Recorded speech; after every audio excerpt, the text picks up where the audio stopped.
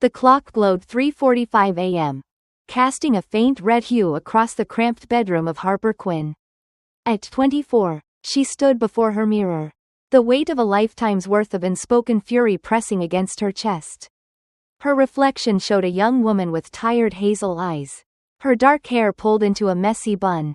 Under her bed lay a worn canvas duffel bag, stuffed with the fragments of a life she was about to leave behind, a few t-shirts, jeans, her laptop, a carved wooden jewelry box from her late grandmother, Clara, and a stack of leather-bound journals she'd kept hidden for years. Outside, the suburban streets of Willow Creek, Ohio, were silent, but inside Harper, a storm was breaking loose. In less than an hour, she'd be gone, leaving behind a family that had never truly seen her. The Quinn household was a masterclass in pretense, a polished facade of American middle-class perfection that hid a rotting core. Harper's father, Victor, ruled with a velvet glove over an iron fist, his suggestions carrying the weight of commands. Her mother, Lorraine, was a ghost in her own home, her words always carefully measured, never challenging the status quo. And then there was her older brother, Nolan, the crowned prince of the Quinn dynasty.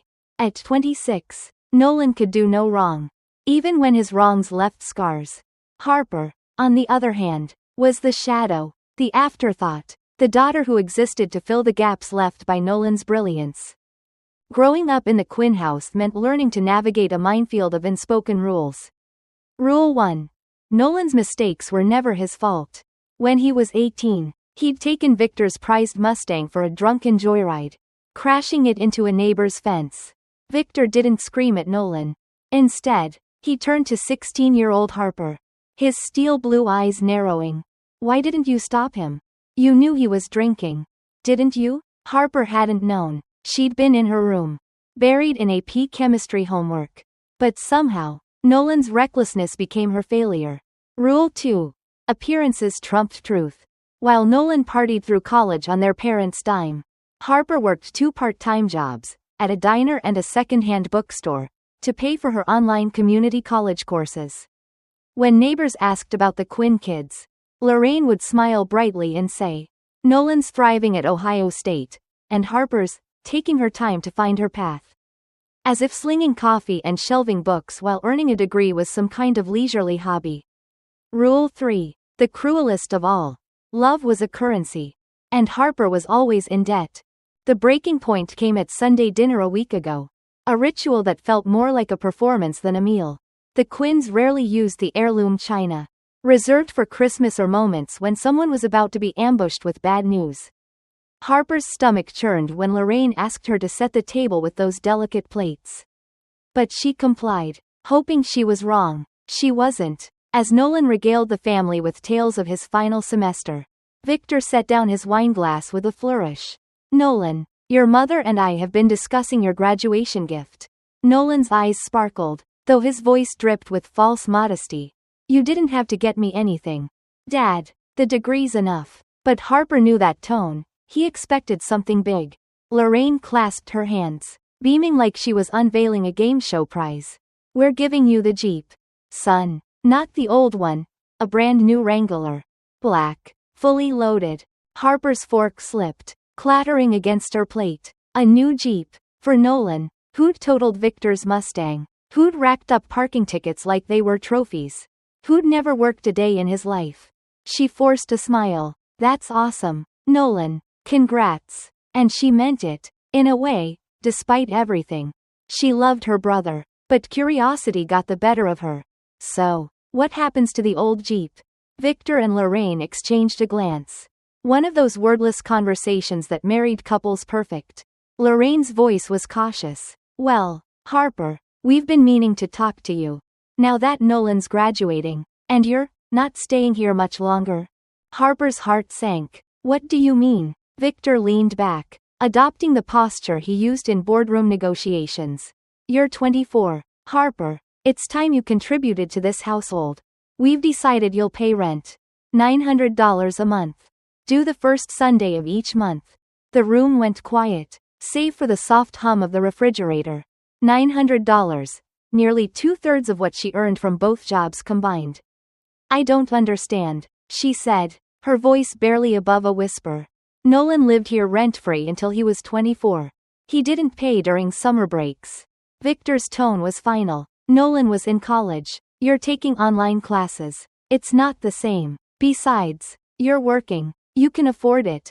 The logic was a twisted knot. Punishing Harper for her responsibility. For daring to carve a path without their help. She looked to Lorraine, desperate for a flicker of support. Her mother was studying her napkin. Lips tight. Don't you think this is a little unfair? Harper asked. Lorraine sighed, meeting her eyes briefly. Your father's right, sweetheart. It's time to step up. Nolan stayed silent, his gaze fixed on his plate. But Harper caught the faintest curve of a smirk. Or maybe she imagined it. Her hurt painting him as the villain. She didn't scream. She didn't storm out. Instead, she cleared the table, washed the china by hand, and smiled through the rest of the evening. Just as she'd always done. But as she stood at the sink, the clink of plates drowned out by Nolan's laughter from the dining room. A voice inside her said, "You don't have to live like this." It was a quiet rebellion. But it burned like wildfire. For 6 days, Harper played the part of the dutiful daughter. She worked her shifts, nodded when Lorraine mentioned working out the rent details, and kept her plans hidden. At night, she researched bus schedules, calculated her savings, and packed her duffel bag in secret. Her most treasured possessions were few: her laptop, holding the files for her small online business selling custom candles, the wooden jewelry box Clara had left her, and Clara's journals. Discovered in an attic trunk after her death.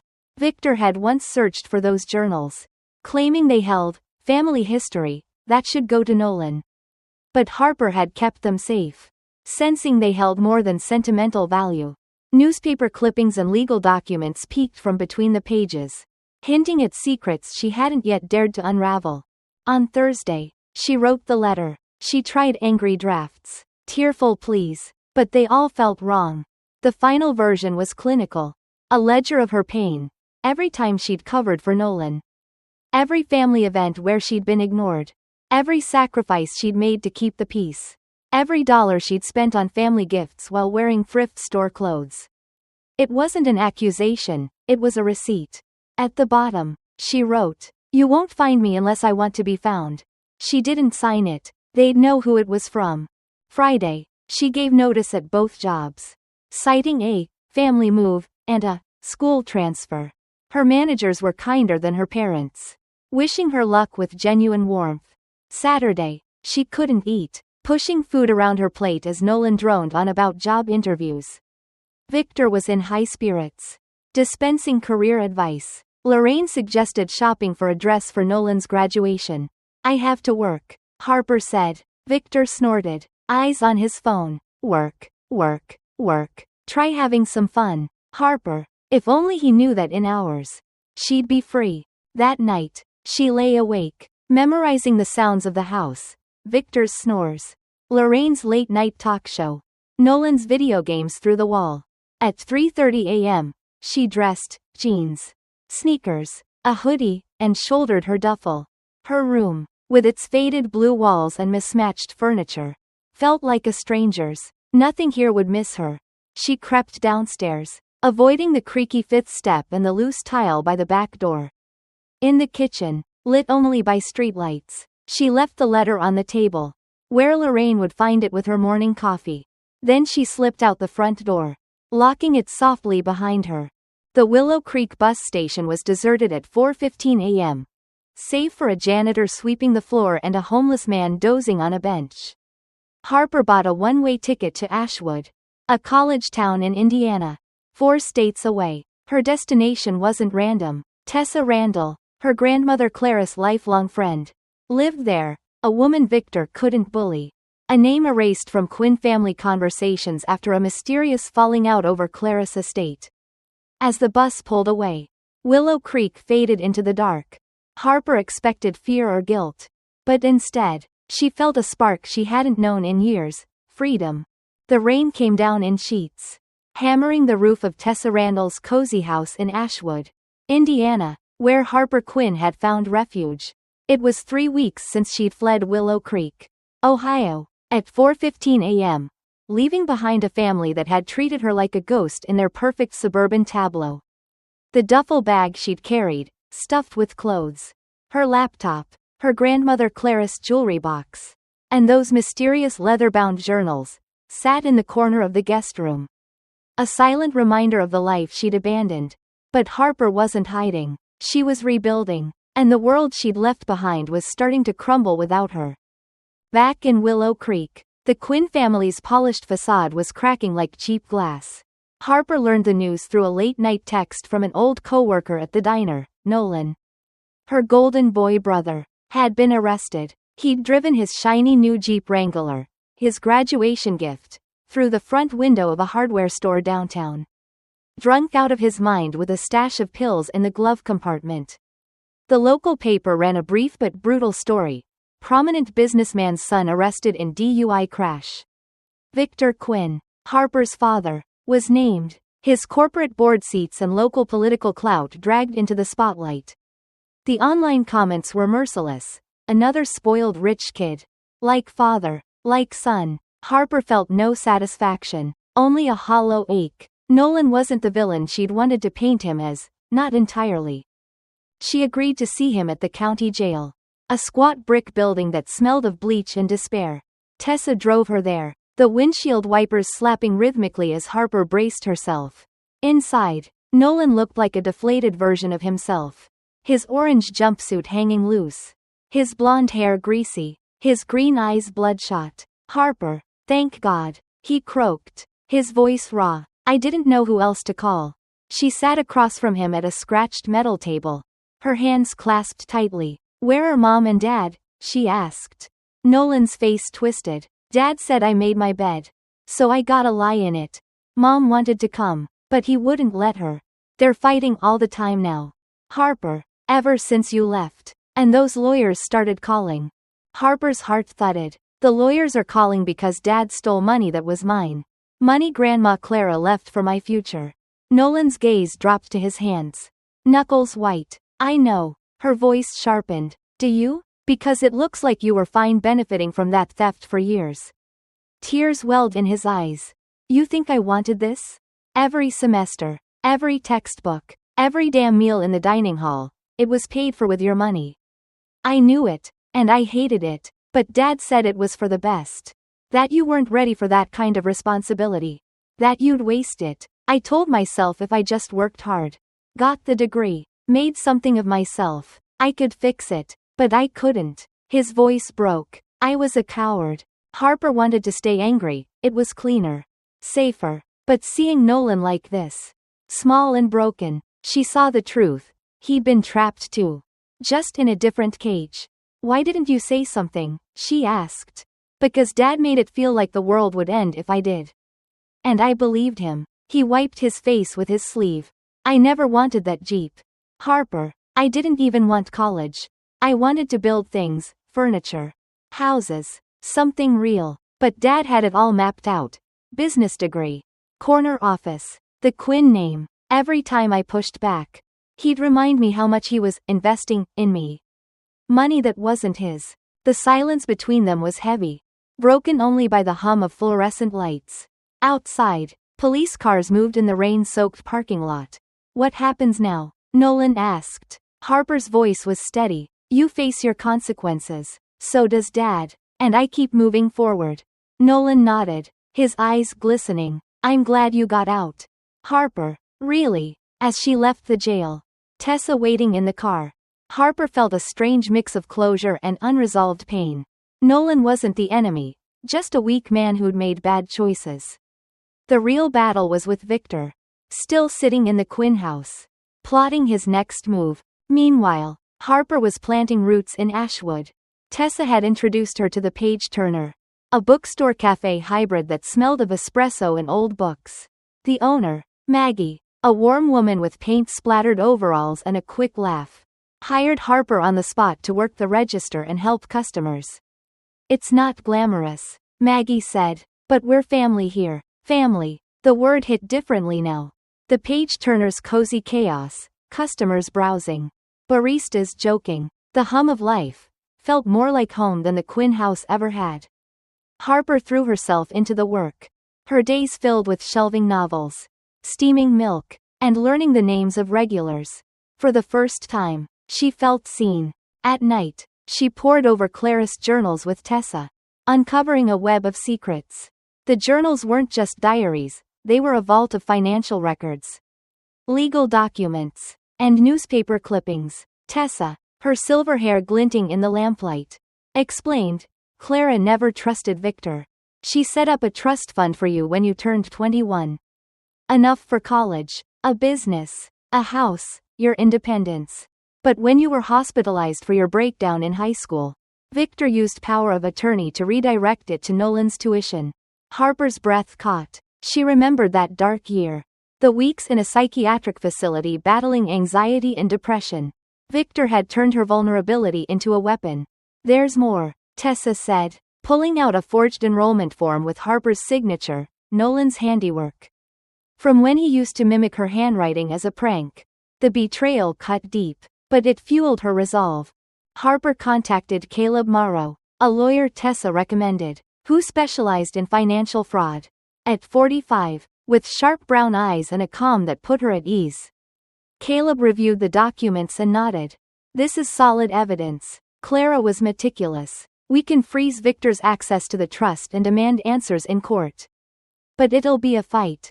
Are you ready? Harper thought of Victor's cold stare, Lorraine's passive sighs, Nolan's smirk at that fateful dinner. Let them fight, she said. I'm done backing down. As Caleb filed the legal papers, Harper's phone buzzed with messages from home. Lorraine's were tearful. Harper, please call. We're so worried. We can fix this. Victor's were commanding. This nonsense stops now. You're embarrassing us. Come home. Nolan's were desperate. Harper, what did you say in that letter? Mom's a mess. Dad's furious. Call me. She didn't reply. Let them stew. The news of Nolan's arrest spread. And Victor's corporate reputation took a hit. Lakefield Enterprises, Willow Creek's biggest employer, ousted him from their board, citing ethical concerns. Maggie, at the Page-Turner, overheard the gossip from a customer. Victor's been dodging questions about shady deals for years. This was just the push they needed. Then came a call from Lorraine.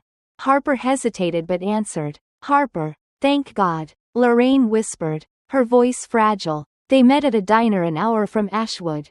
A neutral ground with sticky tables and flickering neon signs. Lorraine looked like a shadow of herself, thinner, older, her eyes hollow. You look good, she said. Happy. Harper nodded. I am, Mom. For the first time, Lorraine slid a cardboard box across the table. Inside were letters from Clara, dozens of them. Birthday cards, encouragement notes, all hidden by Victor. He said they'd upset you. Lorraine admitted. I was a fool to believe him. One letter, sealed, was marked to be opened if Victor takes what is yours. Harper's hands shook as she read Clara's words. Victor married your mother for her family's money and connections. He's stolen your trust, your mother's assets, everything. Fight him. You're stronger than you know. Lorraine's voice broke. I've filed for divorce. Harper, I let him control me. Convince me I was helpless. I failed you. They talked for hours, peeling back years of silence. Lorraine had been isolated, manipulated, her confidence eroded. Harper didn't forgive her, not yet, but she listened. As they parted, Lorraine hugged her tightly. I don't deserve forgiveness, but I hope we can try again. On your terms. 6 weeks after Harper's escape, she returned to Willow Creek, not to stay, but to end things. A spring thunderstorm had battered Tessa's house. And as they waited for repairs, Harper knew it was time. Caleb drove with her, armed with legal documents. The Quinn house looked tired. The lawn overgrown. The flowerbeds Lorraine once tended now choked with weeds. Victor answered the door, grayer and smaller than she remembered. But his eyes still carried that familiar arrogance. The prodigal daughter, he sneered. Come to gloat? Harper stepped inside. I came to talk. The living room was a mess, empty bottles, takeout boxes, a stark contrast to the pristine home of her childhood. Lorraine's gone, Victor said, slumping into his recliner. Moved in with her sister for the divorce. Harper sat across from him. The same couch where she'd once done homework while he praised Nolan. "I know about the trust fund," she said, sliding Caleb's folder forward. "The forged signatures. The power of attorney you abused. Everything." Victor glanced at the papers but didn't touch them. "You're a naive girl, manipulated by people who hate this family." Harper's voice was calm. "There is no family. Dad, Nolan's in rehab. Mom's leaving you. I'm gone. You did this." For a moment, his mask slipped, fear. Maybe regret. Then the arrogance returned. "Take the money. See how far it gets you." Harper shook her head. "I want a signed confession. A public apology to Mom and me. And I want you to get help." Victor laughed. A bitter sound. "Help? I built this family. I gave you everything. You built a lie," Harper said. "And lies don't last." As she turned to leave, Victor's voice softened. "You were always the smart one, Harper. Smarter than Nolan, than your mother, than me. I was afraid if you shone, I'd look small." It wasn't an apology, but it was raw, honest. Harper paused. "That was your choice. Live with it." Outside, Tessa waited in the car. "How do you feel?" she asked. "Sad," Harper admitted. "And free." 3 months later, Victor signed the settlement. He returned the trust funds, admitted the fraud, and agreed to therapy instead of jail. Nolan, out of rehab, started as a carpenter's apprentice, sending Harper small payments to repay her stolen tuition. Lorraine took art classes, rebuilding her life. Harper, now thriving at the Page-Turner, founded New Horizons, a nonprofit with Tessa and Caleb to help young adults escape financial and emotional abuse. Her memoir, The Daughter Who Vanished, became a bestseller, her story resonating with thousands. At a book signing in Ashwood, surrounded by faces who saw her worth, Harper read from Clara's letters. "Sometimes disappearing is how we make ourselves seen." The scared girl from Willow Creek was gone. In her place was a woman who'd found her voice, and wasn't afraid to use it.